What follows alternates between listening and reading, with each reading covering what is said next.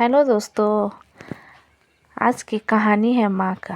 Please कहानी पूरा सुनिएगा। अगर अच्छी लगी तो प्लीज़ चैनल को सब्सक्राइब कीजिएगा। माँ अस्पताल में एक बेड पर पड़ी थी। अस्पताल के बरामदे में उसके 2 बेटे और 1 बेटी चिंता में टहल रहे थे। भाई बहन को अपनी माँ के लिए सेहत की चिंता तो थी, लेकिन उससे भी ज़्यादा चिंता इस बात की थी कि अब माँ को अपने साथ कौन रखे। जब तक माँ स्वस्थ थी वह इन तीनों से अलग अपने पुराने घर में रहती थी, लेकिन अब ऐसा करना खतरे से खाली नहीं होता और ऐसा करने से समाज में तीनों बेटे बेटियों का नाम भी खराब होता। लोग कहते कि देखो कैसी औलादें हैं, बीमार माता को अकेला रहने के लिए छोड़ दिया। 1 घंटे से बिना कोई बातचीत किए वह तीनों अपने अपने विचारों में खोए हुए थे। फिर बहन ने चुप्पी तोड़ते हुए अपने बड़े भाई की तरफ देखते हुए कहा, भैया आप बड़े हैं, इसलिए आपका कर्तव्य है कि माँ को ज़रूरत के समय आप रखें और उनकी देखभाल करें। छोटी बहन की बात सुनकर बड़े भाई ने पहले अपनी पत्नी की ओर देखा और बोला, मैं इस बात से बिल्कुल इनकार नहीं करता कि बड़े होने के नाते मेरा माँ की देखभाल करने का कर्तव्य है, लेकिन तुम तो जानती ही हो कि मैं और तुम्हारी भाभी दोनों ही जॉब करते हैं। ऐसी हालत में माँ के साथ किसी न किसी को हर वक्त उनकी देखभाल करने के लिए उनके साथ रहना पड़ेगा, जो हमारे लिए बहुत मुश्किल हो जाएगा। बहन, तुम तो पूरा दिन घर ही रहती हो, तुम माँ को अपने साथ क्यों नहीं रखती? पैसों की चिंता मत करना, जो भी खर्चा आएगा मैं दूंगा। सुशील भैया, आप तो जानते हैं कि मैं माँ से कितना प्यार करती हूँ, लेकिन आप यह भी जानते हैं कि मेरे ससुराल वाले कैसे हैं। मैं यह बिल्कुल बर्दाश्त नहीं कर पाऊंगी कि कोई मेरी माँ को और मेरे भाइयों को भला बुरा कहे। इसलिए अच्छा यही होगा कि माँ को अनिल भाई के यहाँ रखा जाए।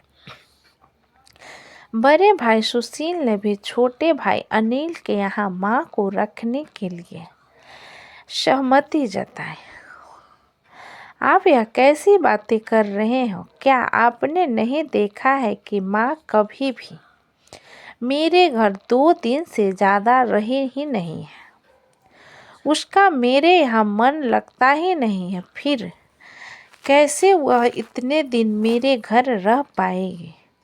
छोटे भाई ने अपनी असहमति जताते हुए कहा।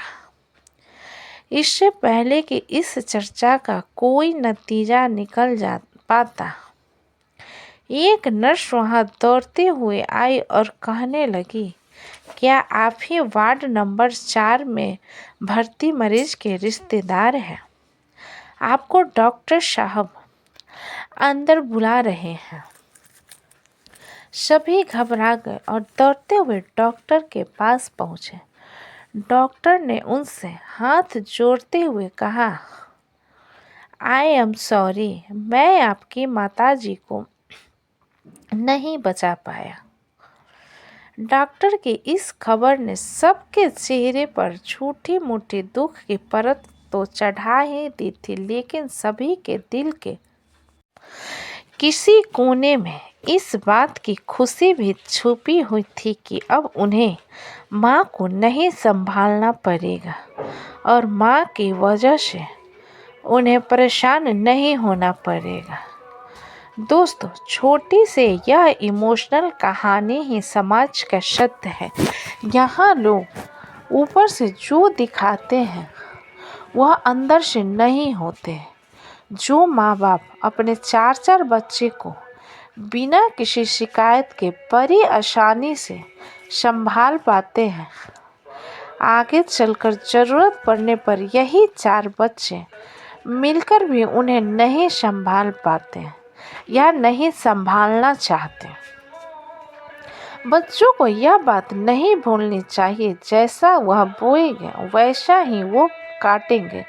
अगर आज वह अपने माँ बाप के साथ बुरा बर्ताव करते हैं तो उन्हें यह याद रखना चाहिए कि उनके बच्चे भी बड़े होंगे और वह भी बूढ़े होंगे।